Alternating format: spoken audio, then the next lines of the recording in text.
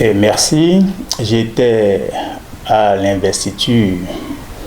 du président Patrice Talon hier au stade Charles de Gaulle à Porte-Nouveau. Ce qui nous préoccupe ici en tant qu'acteurs de la bonne gouvernance, c'est la précision du président de la République à travers son discours d'investiture, la nouvelle devise, de la haute devise qu'il a voulu imprimer désormais à la nation béninoise, qui est, selon ses propos, désormais liberté, démocratie et bonne gouvernance. Tout acteur de la bonne gouvernance qui entend ces propos de la bouche de la première autorité, du premier citoyen, d'un chef d'État qui veut désormais orienter donc ses actions suivant les lignes directrices telles que liberté, démocratie et bonne gouvernance, doit pouvoir réagir. Et nous saluons, nous voudrions en tant que donc, responsable de l'Observatoire mondial de la bonne gouvernance, saluer très vivement et féliciter le président de la République pour cette option, qui est une option très très délicate.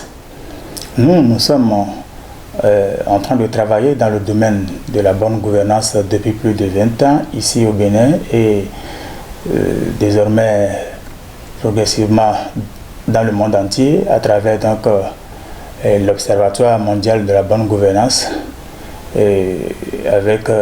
son ONG sœur Réseau Bénin Espoir ONG, avec qui nous avions l'habitude donc d'organiser des cérémonies pour distinguer les meilleurs acteurs qui travaillent en phase avec les principes cardinaux de la bonne gouvernance, à savoir la ponctualité, la transparence, l'équité et le développement durable. En réalité, aucune nation ne peut réellement connaître un réel développement sans faire preuve de bonne gouvernance. Et faire preuve de bonne gouvernance, c'est pratiquer les principes de la gestion axée sur les résultats, pour faire en sorte que tout ce qui doit être fait soit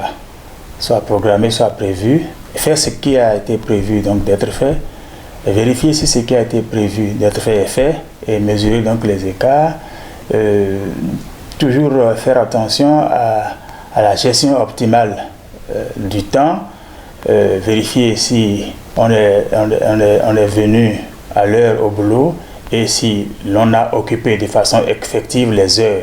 de travail, savoir estimer, faire l'estimation donc des coûts et des délais de réalisation donc des différents projets, des différents services rendus à la nation, quelles sont les actions éligibles pour le développement, pour la bonne gouvernance. Il y a un ensemble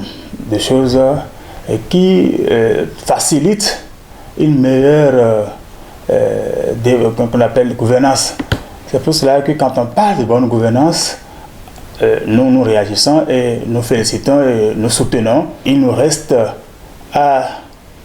encourager le président de la République et tous les acteurs de développement à tous les niveaux, qu'ils soient ministres, qu'ils soient députés, qu'ils soient maires, qu'ils soient secrétaires généraux de ministère, qu'ils soient à quelque poste que ce soit, de faire preuve de bonne gouvernance pour que